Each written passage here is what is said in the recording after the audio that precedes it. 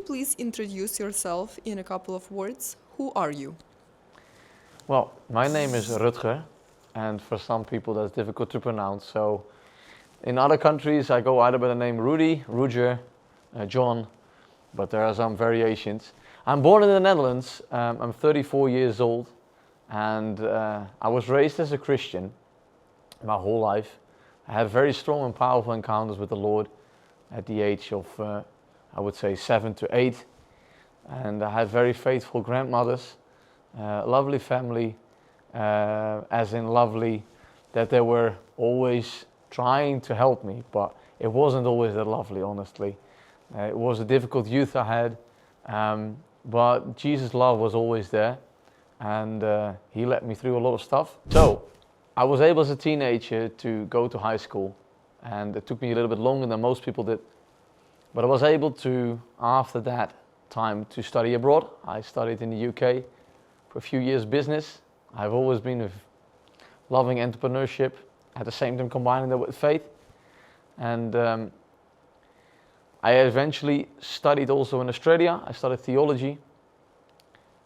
And that's basically who I am. But that's all about me. But there are some people involved in that process around that unfortunately are not in my life anymore, or are being kept away from me because of the situation that I got into. And that's where I want to tell you more about today. Could you please share how your life was prior to the year 2023? That's a good question. Well, I was happily married. I had a third daughter coming on the way. At the end of 22, I had my final daughter. So I'm blessed with 3 daughters. I had a marriage, a healthy marriage, I would say. But that's the whole issue, actually, because the other party says now it wasn't healthy. But in a lot of ways, it was very healthy. We were both missionaries. We both studied theology. And we had done some missions. But because of Corona, we were stuck. And we were exploring to going back into missions. So one of the things I did, I was being trained to become a pilot. But unfortunately, we broke that off because I would say I was too entrepreneurial. That's what they said as well. Which means I'm able to fly, but I like to do things in a way that does maybe not conform to how their policy was. Didn't mean I couldn't fly with them. We wanted to work together, but we had some different insights on how to do things. So we decided to go our own ways. And during Corona time, I worked an awful lot for our business. We had a small internet business. I still try to keep it, but it's not doing that well. And we were able to explore what we're gonna do after Corona. While it was Corona, it was tough for us. We struggled sometimes with food, but also on how to look and how to deal with life. Some call me nowadays a prophet.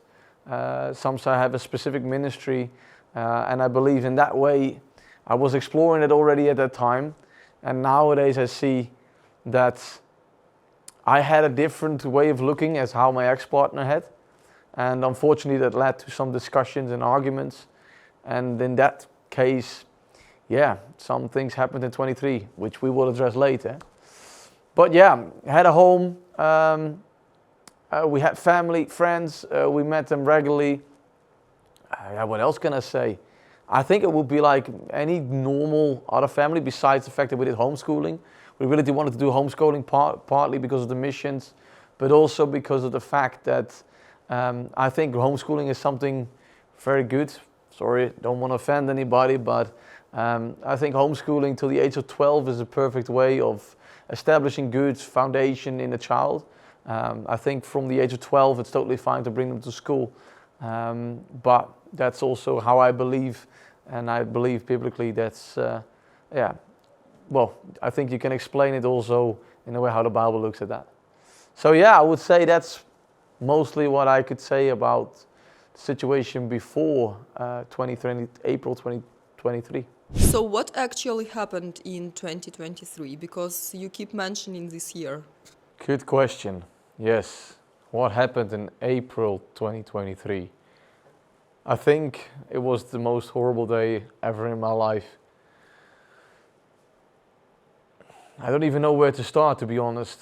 I don't even know how to explain it, but basically we got into an argument before I got home after a long day of work. I was asked to step in towards the children who were not behaving. I didn't like it. After that we went on to the supermarket and we got into another argument. And before I knew it, we were in a fight, I would say. And we got home, my ex was screaming. People around us thought it was necessary to call the police.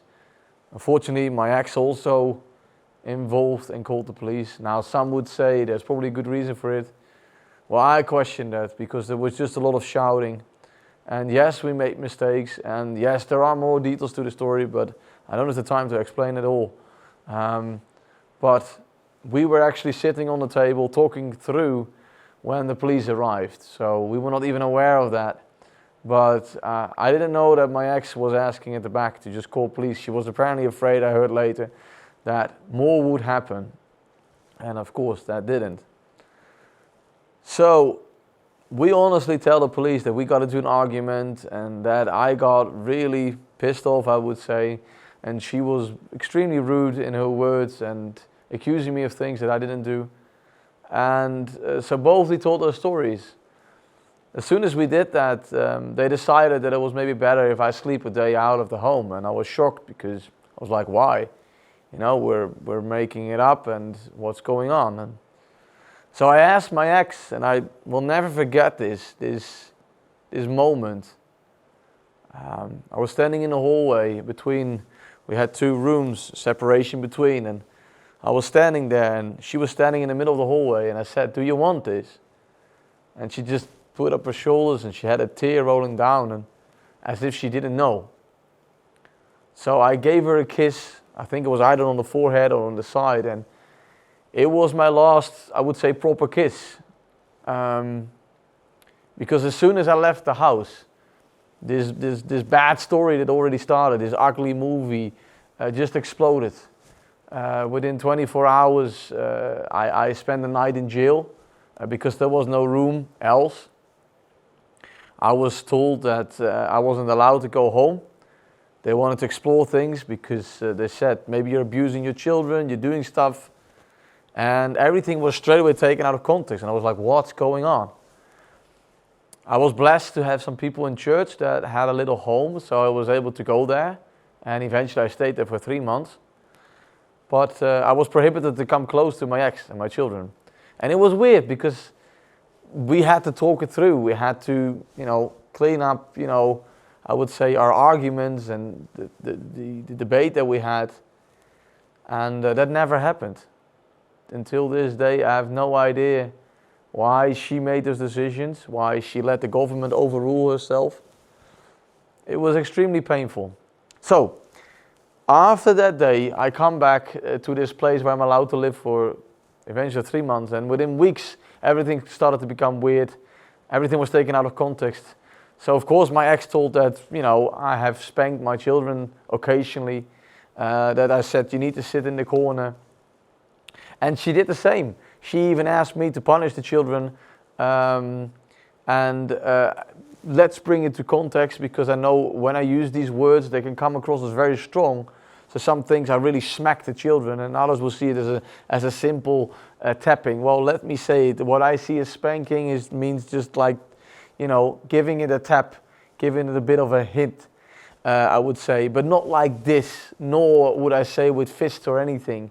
And occasionally I would say even putting in the corner is like just saying, hey, you need to stand in the corner. To me, those things are traditional, normal values that I think are even Christian. I believe the Bible talks a lot about disciplining our children. But that was completely taken out of context. I come from the Netherlands, and in the Netherlands, even if you raise your voice, it's already child abuse. So I was shocked. I didn't know what to do with it because it was so countercultural to how I was raised and how I was believing as a Christian.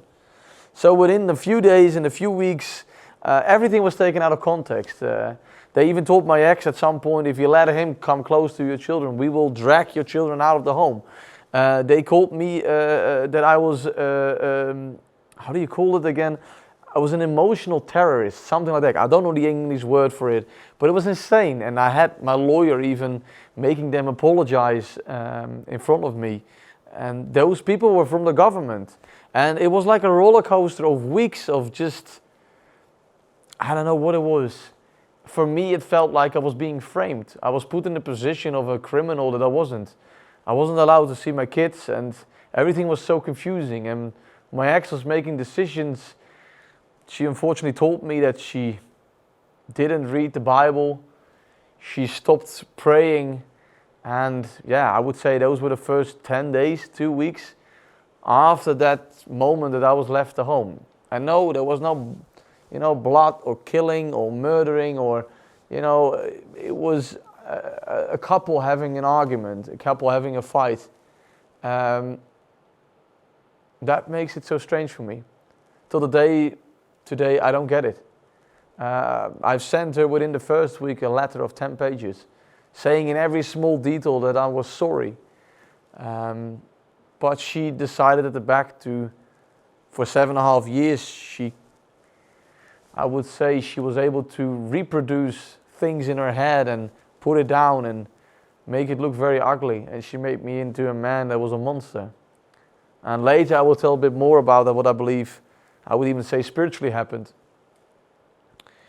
Which some, of course, will debate, but that's what I believe. And it was extremely painful. I lost in that one day, that's 24 hours. I never got back to the home. I lost my kids. I wasn't even able to say goodbye to my kids. During that argument, I brought 2 of the 3 kids to bed. One just fell asleep and never saw me again.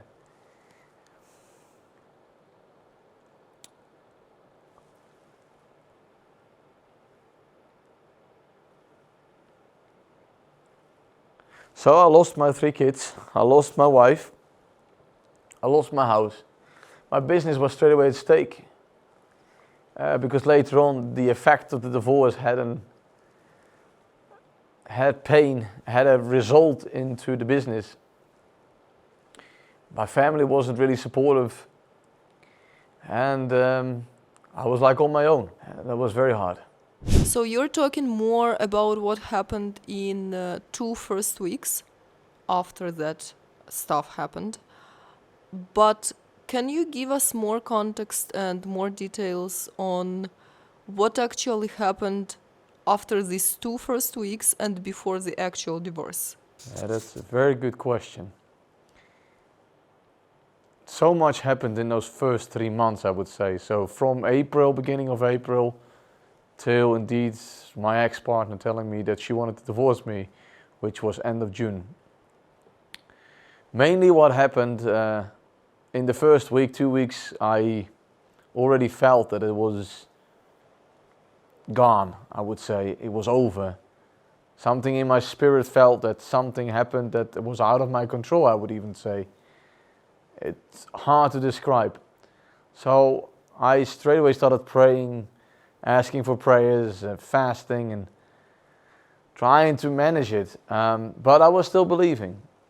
So after 10 to 14 days that I wrote the letters and some of the dust fell down and I had some interrogations from institutions, they extended the time of me not seeing my ex and my children. I got really into panic mode because it didn't make any sense.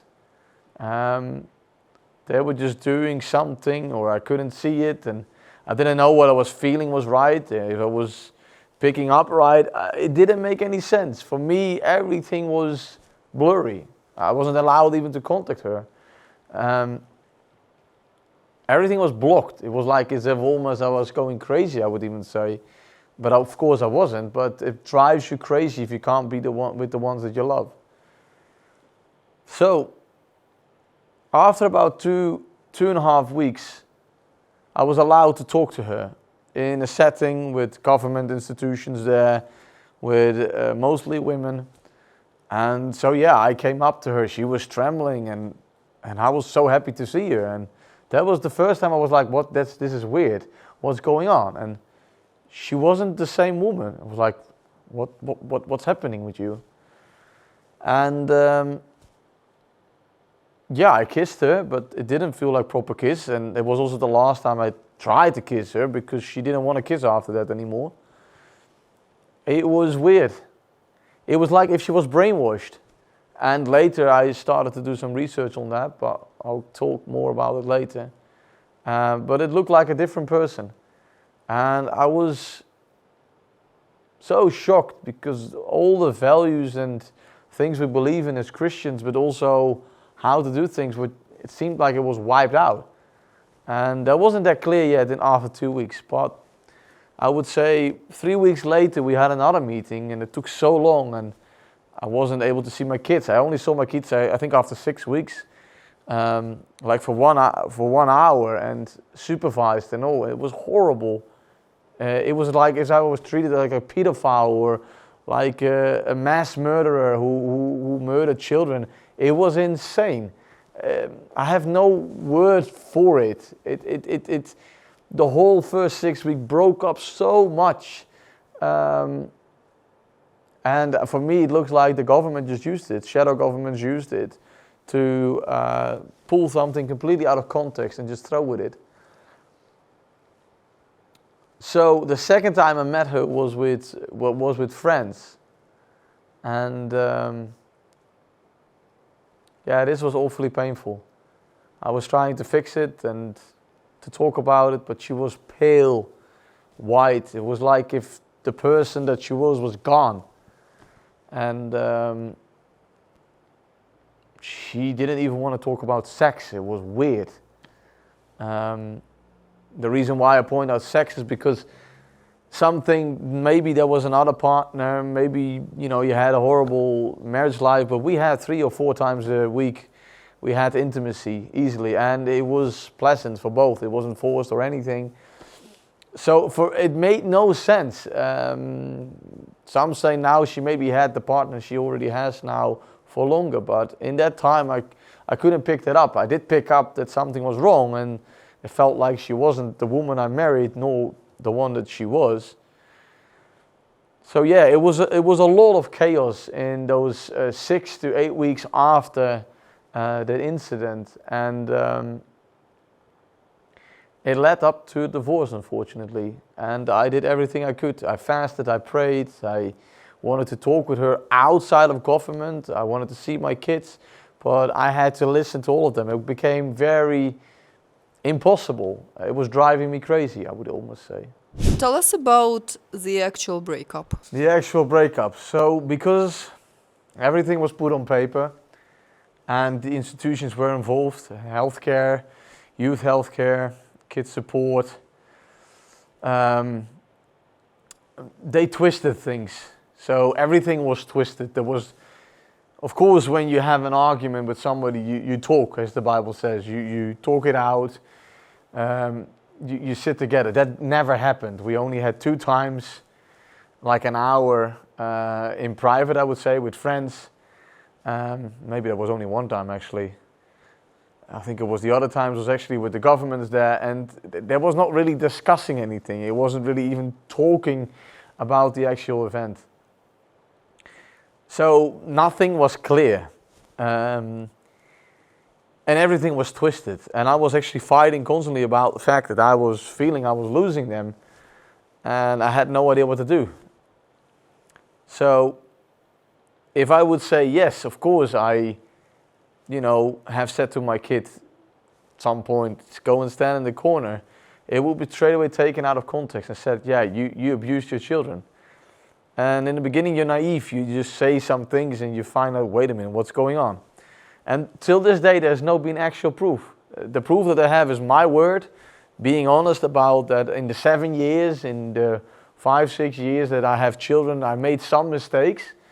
And my ex confirming those things, but she also doing the same things and making those mistakes. And it was weird. It was just strange. Until this day I don't get that, because apparently I'm being persecuted at the moment. We'll talk about that later. And there is no actual proof. There's no recordings, and even I proved with some recordings the other way around. But that's another story. So for me it's weird because everything got twisted. And then we made some agreements not to contact each other, but we were not really contacting each other anyway, because I wasn't even allowed to approach her directly. She would block me and do stuff. It was weird. I don't get it at all. I didn't get it at all. And some would say, yes, she needed time to be alone, time to not talk to you, but it didn't matter what I did, it was wrong.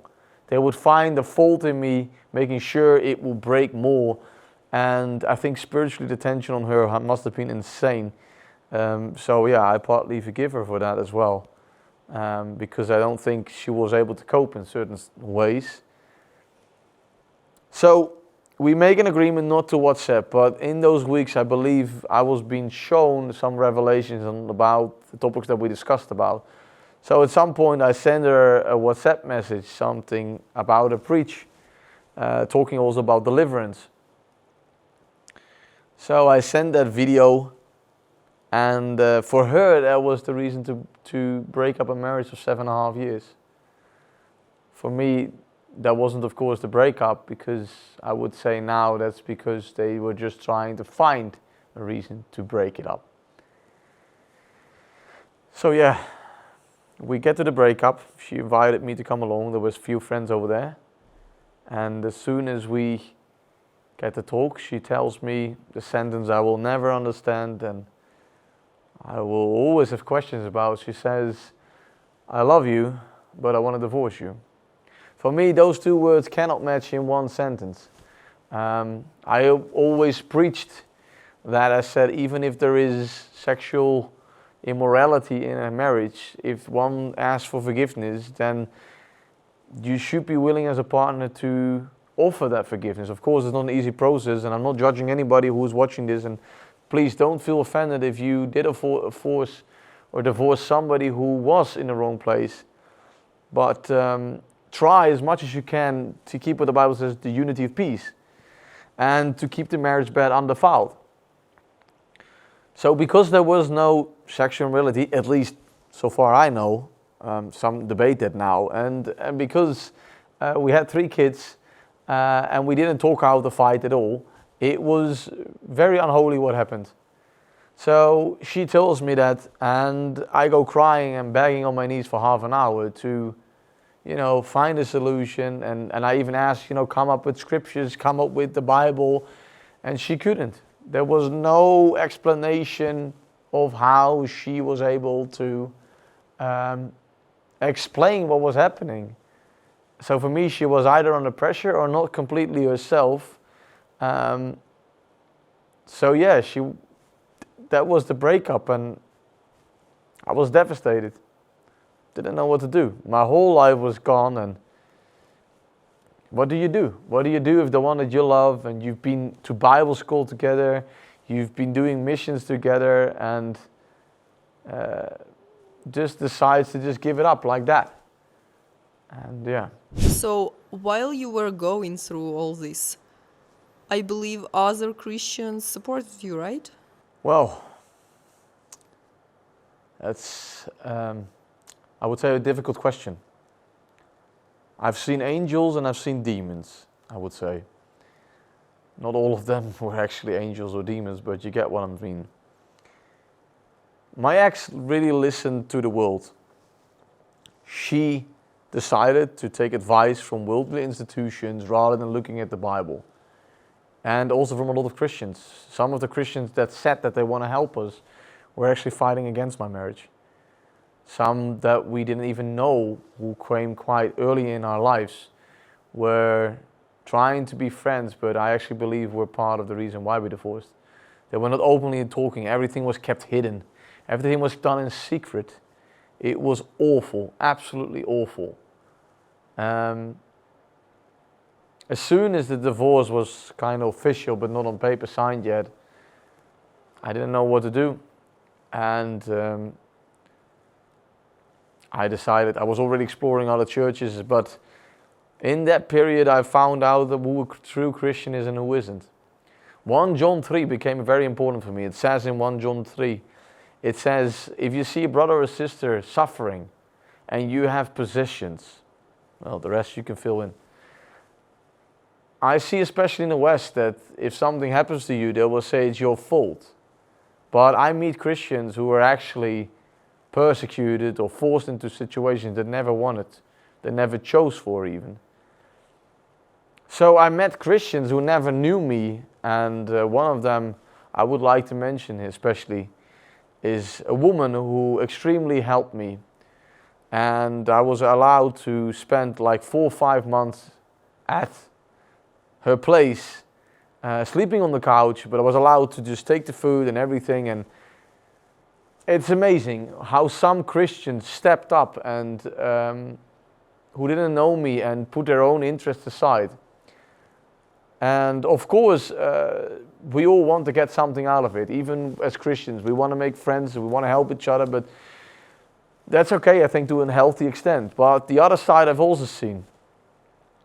Even if somebody had maybe some interest in me helping or the other way around because they were thinking maybe they can get something from me, I saw my own family members. I saw the family of my ex. I saw others completely turning against me, treating me as if I was a dog. Saying one moment, I can give you something, but that would mean that I had to drive for like an hour and I couldn't even pay the petrol. They would say probably, yeah, but we wanted to help you. And I said, the help that I needed, you didn't give. And that's also one thing I really saw. Most people who are so suffering in such a deep place will know what they need. I don't see Christians listening to each other. If you've never been through a divorce, if you have never been persecuted, if you have never been pulled out of your home, or you lost your home, how are you going to understand? Who are you to put yourself in a place saying, hey, you did it wrong? Of course, sometimes there's a very stupid decision. In my case, 9 out of the 10 things that happened were not even according to my will. It was done by the government, it was done by others, it was done by my ex-partner, unfortunately, deciding under pressure to do something which I believe was completely unbiblical. So I saw family, close people I trusted turning against me, even resulting into some meetings I wasn't allowed to go. One of the most painful things is a wedding I wasn't allowed to, but they did invite my ex. It doesn't make any sense. They would tell that I was the liar while the one who wasn't talking was my ex.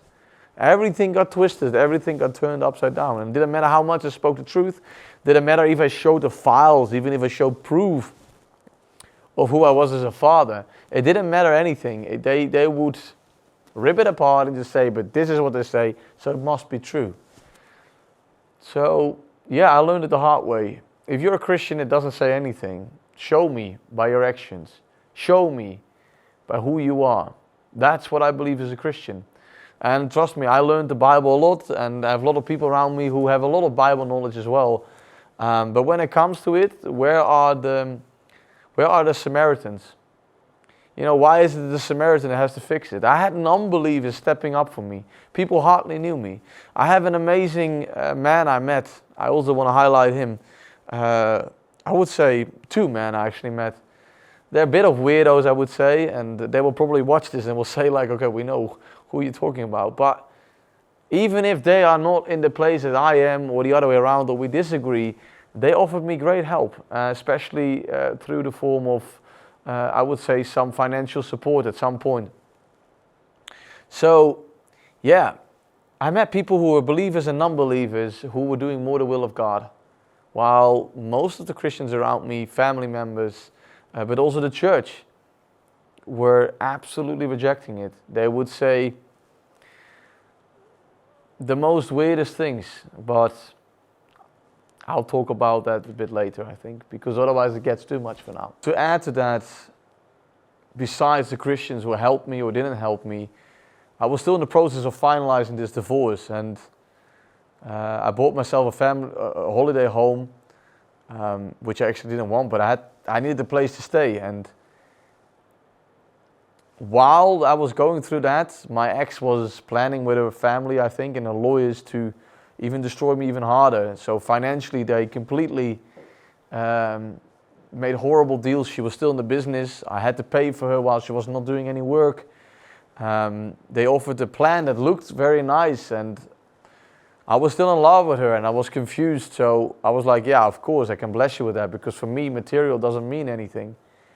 And she just made a horrible deal. And as soon as I made the deal, I had a few days later the bookkeeper calling me and saying, hey, what did you do? I said, like, what? What's wrong? He said, like, you made a horrible deal.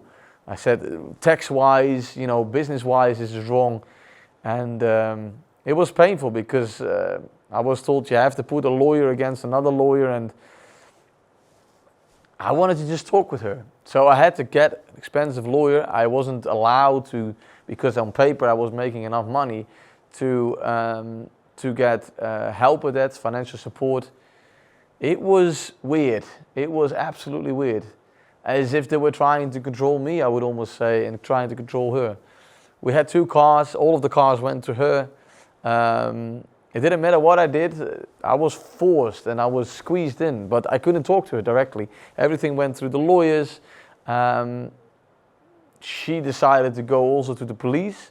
She filed a whole report against me, and that's why I also need to stand on trial, which was full with lies. As what I would believe is that the enemy was able to take over so much of her. She was trying to recall every memory she had of every bad event that we had in the past. And she was just putting it down. And so yeah, it was painful.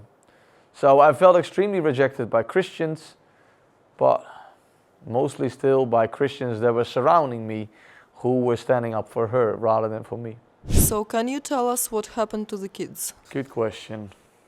Again, it's again a good question. It's a very painful question. I think it's the most painful question that is there for me. I laid down everything in those first few months for my bride. I prayed that even, and I did everything I could to pray for her, because I trusted the Lord that He will be good with my kids. But my kids, yeah, at this day, I haven't seen them for 1.5 years. It goes even against the institutional rights that I have as a man. They took away from me at the moment that I have the rights to speak on behalf of my children. It's so twisted and manipulated. I think it's insane, unfortunately, what's going on. I miss them a lot. I used to cry almost daily about them, but I think it became now more weekly. I think yesterday actually I cried about them, because yesterday was it was one of the birthdays, so I'm not even allowed to send them a text message, I'm not allowed to send a video, I'm not allowed to call them, I'm not allowed to give them a present. Everything has to go through other channels. And I even think that maybe at the back they are talking very bad about me. My ex removed straight away the pictures when I left the home, as in after the divorce, I would say, so after 3 months. They are wiping me away from my children. I question even if my children know who I am. I think my ex doesn't talk a lot about it. My eldest knows me, my second as well, but my youngest doesn't even know who I am. And it's because my ex had fast another partner, he probably is a daddy figure. I'm afraid that the family of my ex also supports certain things that I don't believe in. So they will probably create something around them that I don't even believe in or stand with. But what can you do? So I have no idea, honestly, even how my kids are doing today. I don't even know for 1.5 years. But what I do know, I will share a bit about. So one of the most important things is that my second daughter, who I believe is very prophetic, said at the age of 2.5 years, when we are a few weeks before the divorce. I met them actually in the forest. I was going for a run, and I met my ex and children out of nowhere, and she freezed and she was not knowing what to do. And I had my second daughter running up to me and saying, "You're my daddy, right?" And that just broke my heart, because she needed that confirmation at the age of 2.5 years, because of everything that was happening. And I said yes, so I knelt down. And she said straight away, without me saying a word, "Mommy still needs to say sorry." And that will stick with me the rest of my life. because she knew. She knew what was happening wasn't right. Now they say something, she's frustrated at me, she doesn't know how to handle. And I'm like, yeah, that's logically because they will explain it as trauma. And I'm saying the trauma is that she doesn't have a father. She doesn't know how to deal with that because she's a strong girl.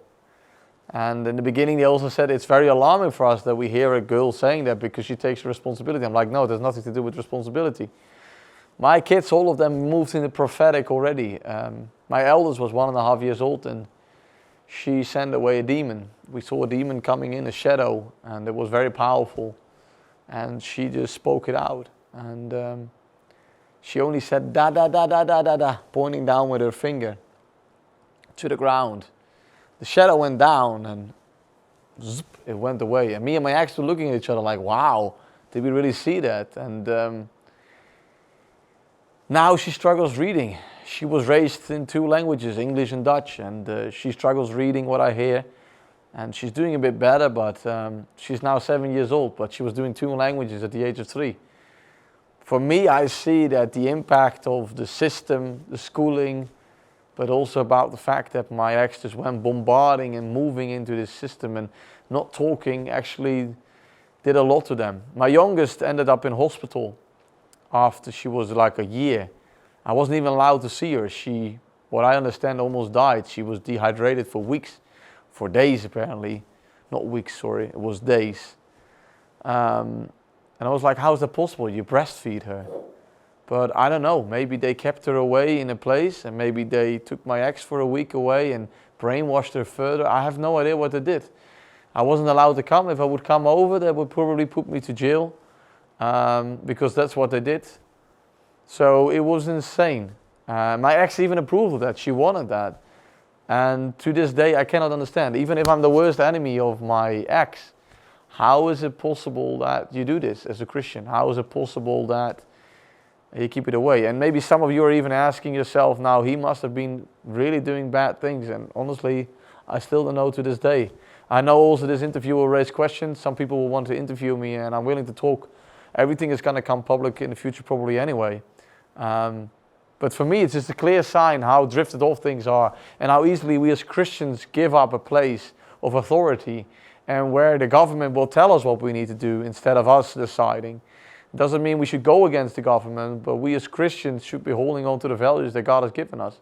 We should be honest about that, and we should actually even, maybe even educate the government in certain ways of what is right and what is wrong. But we don't do that.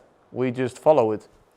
Greater tip that somebody gave me was, as soon as somebody gets a very dangerous disease, we as Christians even listen to the doctor. While in lots of times we say we need to stand in faith. I'm not saying go against the doctor, but it's an interesting thought. So my kids have no right to say, and nowadays I'm allowed to speak up for children who don't even have parents. Children who have been placed in foster homes, who are orphans. But I'll talk a bit more about that later. But my pain is that my rights are being violated. I'm not able to see my kids.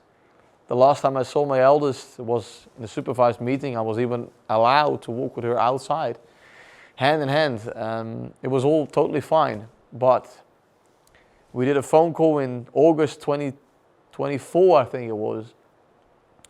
And in that phone call, my eldest daughter asked me, Daddy, do you like it to be alone?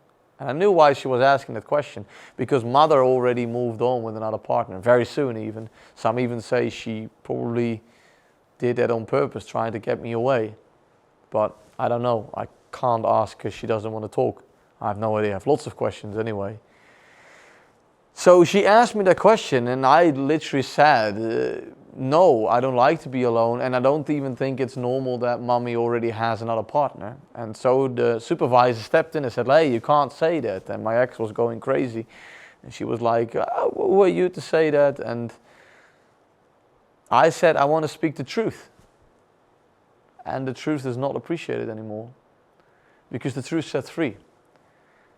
So the supervisor said, well, if you want to do that, we need to shut down the phone call. I said, well, let me at least say goodbye. So I said goodbye and they shut down the phone call. And that was it. They decided I was not allowed to see my kids anymore because of the information I was giving.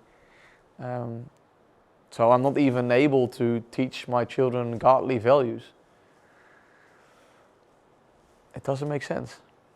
So, yeah, I cry about them. I miss them a lot.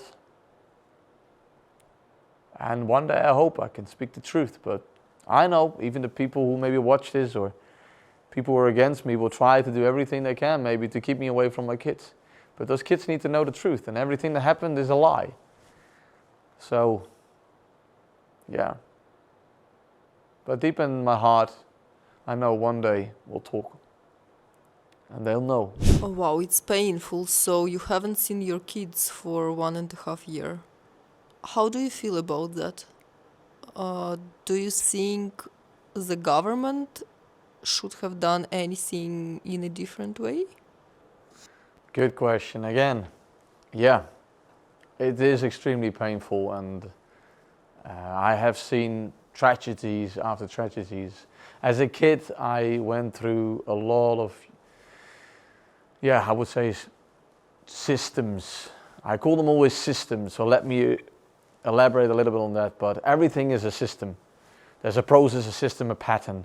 The Bible says, do not conform to the pattern of this world. So everything has a system, a structure, and order. Now we in the West, in the Netherlands especially, we created a system that seems to help kids. One of the reasons why I started this charity and why I would say I even almost have some kind of movement going on is that there are a lot of people who are being affected by this. We come from hundreds of years of slavery trading. In the golden age we had slaves. And I believe we still have it. Now we call it healthcare. Everything in healthcare is forced. If you decide to not want it, it's not possible. Of course, it's good there is healthcare. I'm not against healthcare. I mean, there are people wounded, there are people dying, people need help. Absolutely. But what if you want it differently? There's no room for it. They will decide for you. So they are deciding for you what happens. Even if you're right or wrong, it doesn't matter. They have the power to do it. That's where it goes wrong. I already mentioned briefly about shadow governments. I got into involvement in that, understanding what was going on. And shadow governments are like Freemasons or Zionists or other parties who are involved in these things. People want to secure jobs, they want to secure payments. So they keep the system moving. Everything is a system. The whole healthcare system is a system. So they need a certain amount of kids in and a certain amount of kids out because it needs to be able to move. So there is a lot going on that area, and I believe that the government should give much more power back to people, and it shouldn't blow things up, but they do that to keep people in the system. So for me, it's shocking to see that one of my supervisors of my children told me, actually both of them said, the first supervisors, I said, I want to tell my kids about the fact that I don't believe that divorce is right, because as a Christian, I don't believe divorce is right. Only where there's sexual immorality or maybe an extreme amount of abuse, like, completely being beaten up, being, kept in chains, that kind of stuff. So there are some exceptions, but otherwise you need to try to fix it. And you need to be very honest and ask forgiveness and really, either go in therapy or talk about it with a lot of people, but monitoring it, do everything out of love. So where it goes wrong, I would say, is that the supervisors told me I'm not allowed to tell my kids that divorce is wrong and that I don't agree with it and it's unbiblical. But I said, if I tell nowadays that I want to change my gender into another gender, I was okay to tell that. And they said, yeah, we're totally fine with that. It blows my mind. It blows my mind. So whatever I find is normal, or what was hundreds of years normal, is not normal anymore. I need to accept anybody with some kind of choice. But if I want to stay with my choice, which is more maybe traditional, more standard, maybe not even that interesting for some people, then I'm not allowed to do that. I'm totally fine with respecting anybody. The Bible asks me to love people. Doesn't mean I agree with them, but I need to love them. But what is it the other way around? Why am I forced to not tell my children that? And then the funny thing is, the same supervisor who taught me that came out that one of them had a massive past with criminality, drugs and everything, but he never was persecuted for it. So I pointed it out in front of the judge. It kind of blew up the whole court. And yeah, he was taking off the case, and I got new supervisors who unfortunately do the same kind of thing. Nothing really changes, you know, nothing is new under the sun, as Ecclesiastes says. But for me, it shows how corrupt the system is. The normal people that I meet, some people have been stuck in a system for 10 years, get destroyed. Kids are taken out of home, people are being ripped apart, and we're just looking and standing by. And we find it normal, we call it healthcare. But honestly, I think about 80 to 85% of children who are in the healthcare system shouldn't be there. The only ones that should be there are maybe the orphans, the ones who have been extremely abused and don't have a place to go. But that's a minority. The biggest minority shouldn't even be there or even being influenced by the government by that. That's part where shadow governments come in. I found out how they use children, how they manipulate, how they give them certain teachings that are not wise, how they want to use it for their own gain.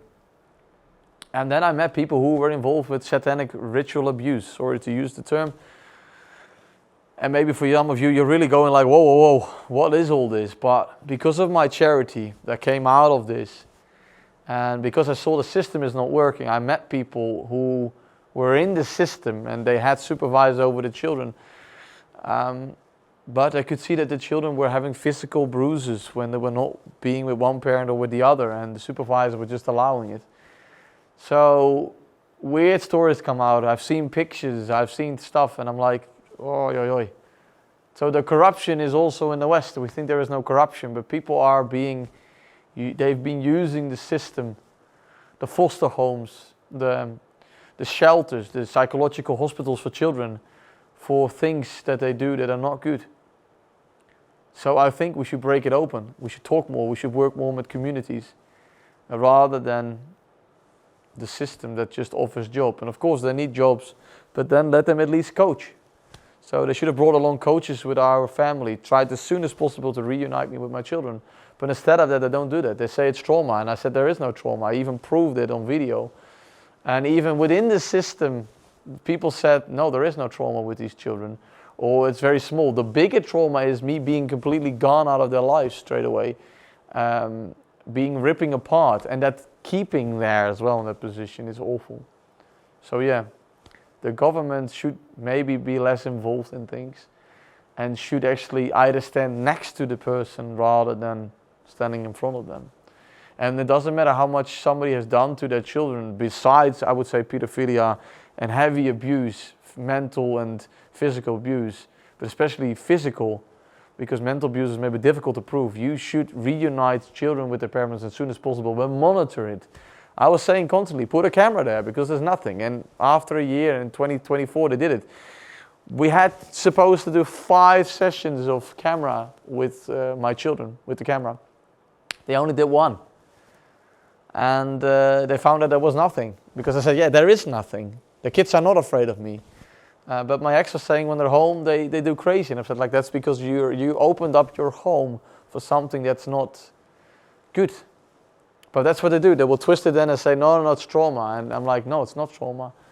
The kids are totally fine, but you're brainwashing them. They don't know what to choose. And that's what you always see with kids who have divorced parents. They behave with one parent maybe a bit different than with the other. But they were not, showing any signs of trauma. And even some of the supervisors, some of those who were around it saw it as well. And they agreed and they said it as well. So what can you do? What can you do as one man? So that's why I started the charity. How can the church allow this? Yeah, that's one of the biggest questions I have as well. The most shocking thing I saw was when it came to the point the church was not there. The church would say, okay, we do 1 or 2 times a prayer and then that's it. They would offer help, but then they were like, yeah, we'll leave it up to the institutions. At some point it got so weird that I informed my elders of previous church where I was a worship leader. I played the drums, I did a back vocal. I informed them that my ex had a new partner and she was even bringing him to that same church. And I said, why are you allowing that? You know, we should reunite. And they just said to me, well, back then you were not an official member on paper. So yeah, she is now, so yeah, we'll just leave it. It didn't make any sense. I didn't even know she was a member of the church, but now she left, she gone to another church. But for me, it felt like a play out. It just, everything was to support the woman who did something that was actually so unbiblical, so unholy. So I have no idea. Why, as churches, do we not stand up and surround families more? Why do we not fight, pray and fast so that kids can belong to the church? Why do we allow government to have so much position on that?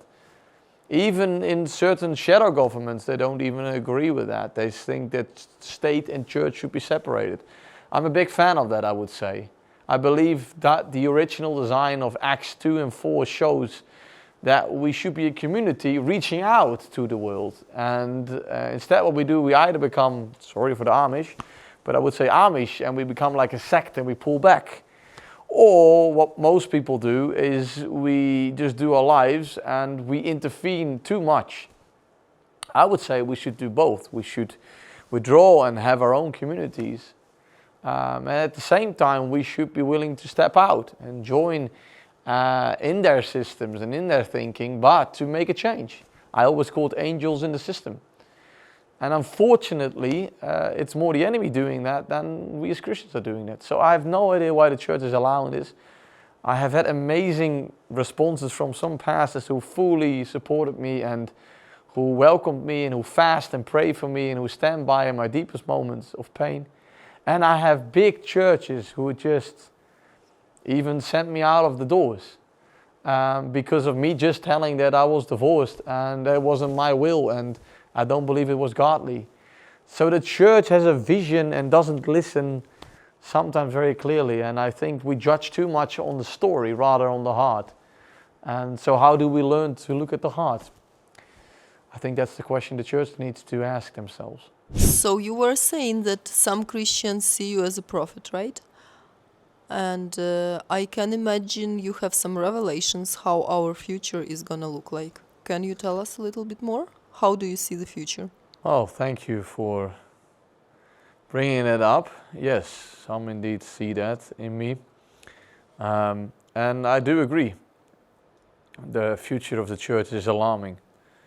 What I would say, as in, this is also what I believe we partly want. It's going to sound weird, but the real church is finally starting to be there. What is the real church? Well, as I said already before, Acts 2 and 4, which means I believe the church needs to be much faster in working in communities. It's only focused on the Sunday mostly, and then we have some Bible groups during the week. That's amazing, but it's just part of church. Church is actually 24/7. It's something that most people don't want because it means you need to share way more of your life. But it's clearly in Acts. We need to go back to that, I believe, or we should have never been away from that.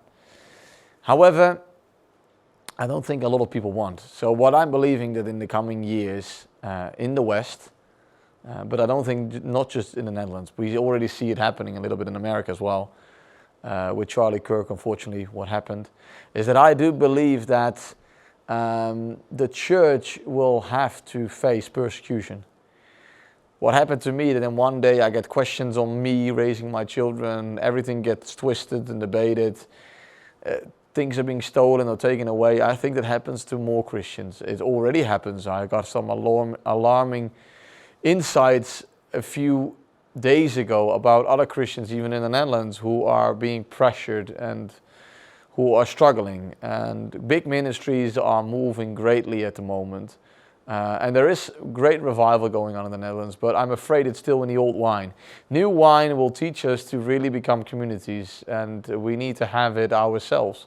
But if they want, they can just steal everything from you. They can steal your home, they can steal, your possessions, even your children, as I would say. And in my case, I believe my ex, indeed, what I already kind of said, but she has been forced into things, even unawarely. Things have been twisted. I find it very alarming. I'm praying that it won't happen, or that the ones that the remnant are will be able to get through. Because I believe the end time is so close, we're fully in the business age. Since 2023 as well, we saw such a different change in the business atmosphere. UK is about to launch the digital ID. I don't have to name it. If you're aware, you are aware. So let me not go into that. But I do believe we need to be ready to be able to handle the level of persecution. So be flexible, become ready. It's time. And the remnant is on the move. And we're going to see who is really a Christian and who is not. Who is going to open up their homes and who is not. And trust me, there will be lots of non-believers even doing that. I'm amazed by the non-believers who did that. So yeah, I try to encourage you. Be ready, but be also alarmed. And there's always hope, because God has put the hope in us, knowing that Jesus is the one who is going to bring us home. And I'm longing to go home with a bride. I'm longing to be part of this bride that is willing to go and be ready for Jesus Christ. And I do believe that sooner than later. I mean, entities can be as strong as they are, but there is so much going on when it comes to tsunamis, earthquakes, wars. And some things, unfortunately, are manipulated or even man-made. But there is a remnant standing up. There are people who are really, truly being Christians. And those ones, we're going to see more. And those are ones, I don't think, are the ones that really have a platform. Those are just the normal ones that can be an angel for somebody who is in need. So yeah, be ready. If you can't, sell your home.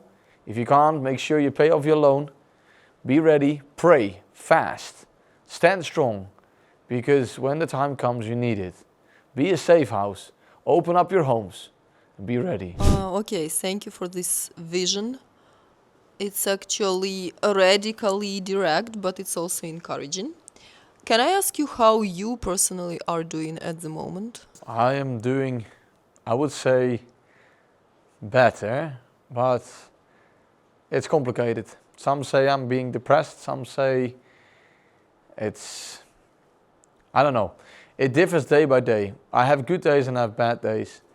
Most important thing is that there is indeed hope. Some good things have been happening lately. Some great people came into my life. So 2025, we're at the end of it already. I'm closing off, not in despair fully, but it's been very tough. And I'm glad with the people that God puts around me, the love that I get from certain people, how they help me, how they treat me, how they believe in what God has given me. So that's very good. Also, it's a great encouragement. The last few months I was able to buy gifts and buy help. And I mean, I only have a car and 2 suitcases left. So yeah, I don't have a lot, but I'm being blessed with some people around me who support me financially or through prayer. So I've been able to do some missions. Indirectly even work with organizations who are closely involved with UNICEF, with governments for nations. There are leaders who are trusting me with where one government say it's so weird how my life is. I'm trying to put words to it, but it's every day is contradicting. I have people in the Netherlands who blame me for being an abuser and force me into positions that I'm not, and who even criminally pursuing me, and that court case is coming up soon. While other governments and institutions are asking me, please, help out with the orphans, help out, join and bring people along. And it's such a contradiction in my head. In one country, I'm seen as a hero. In another country, I'm seen as a criminal. So there is hope in Jesus Christ. There's always hope. And please, if you see this, pray for me. That I can stand the level of persecution, the contradictions, also the questioning that I have myself. Please pray for me, pray for the people around me. Join us in supporting financially or just by praying. And yeah, the hope I have is that I can continue to be a father for the homeless. As the Bible says, the church needs to be there for the homeless and also for the widows. And I meet women who lost their husbands or who are divorced or in situations, and I can be sometimes a husband for them. I would say husband in between brackets. and for children who don't have a dad. And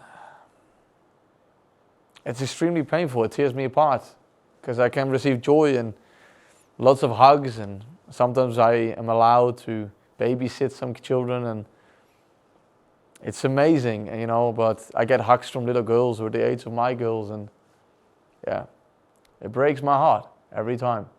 Need to hold back the tears, even now. And yeah, I'm trying to learn to live with that contradiction of being seen as a criminal and as a dad who did, to some, apparently awful things, and while at others who look at me say like there's nothing true of that. And people who are close to me, who trust me, they say that all the time. They see it all the time. And so I know the truth, and the truth sets free. So that's the hope I have. That God is still opening doors, we're making ways, and we will not stop, and we will fight for children. We will fight for the rights of women who are exploited, who are being made sex slaves, who even die, and who violently get raped by men, who actually do something really, really bad. And I feel absolutely privileged that the Lord is allowing me to help. Where I'm being accused of, I receive 100-fold. So yeah, I'm thankful that the Lord is allowing that. So yeah. Well, you actually said a lot. Some things were intense, some were encouraging. What is next? How can you conclude it all? And can you just briefly summarize it? Yes, of course. Well, I think to answer that question, it's too much to wrap it all up, but I want to encourage you. If you're watching this and you made it to the end, then well done. Many people will have questions after this. I only put in what I think is worth a book or a whole movie or maybe a whole series of time in just, well, what will it be? This 1.5 or 2 hours documentary. Most important thing is that you take out of this is, first of all, pray for your enemies. Please pray for my ex-partner, that her eyes will be opened. Pray for the government, that they will release me and see me, my kids. Pray as well for those who attack us, directly and indirectly. And then I would also say, start your own communities. Look clearly what the Bible says. Work and do the work of an evangelist. Step out, make some moves. Don't stay too comfy. It's time we bring in the harvest. It's time that we step up in our responsibility. So I want to encourage you today. My story is not your story. My story hasn't finished yet. Neither has your story. I don't know where it's going to lead me to. They want to persecute me further. And I will be honest, it scares me a lot. And I need to keep praying that I will stand firm in the faith. But I will keep moving. I will keep trusting the Lord. And it's time that the church rises up. It's time that the church does not tolerate that we will just bow down. Doesn't mean we have to go and resist with signs. No, we need to become the solution to people. And we need to say what the Word says. And the Word says very clearly about things. We need to ask to forgive. We need to make active decisions. We choose to love, we choose to trust, and we choose to forgive. Those three are so important. Keep doing that. It doesn't matter how much of a fiber in your life goes against you. Thank you for watching. If you like, please give a big shout out to me. Ask questions, reach out to me. I prefer if you have a comment or you don't like it or you want to theologically debate it, totally fine, but do it personally. Don't do it online. I personally try to stay away from that because I like to respect others who have been taught in that by the Lord. So if you have anything, feel free to reach out and I would like to be in contact with you. Thank you for your support, and who knows, this will continue in another documentary or some more things when I move on in the story that I am. Thank you for your prayers, thank you for your time, and may God bless you.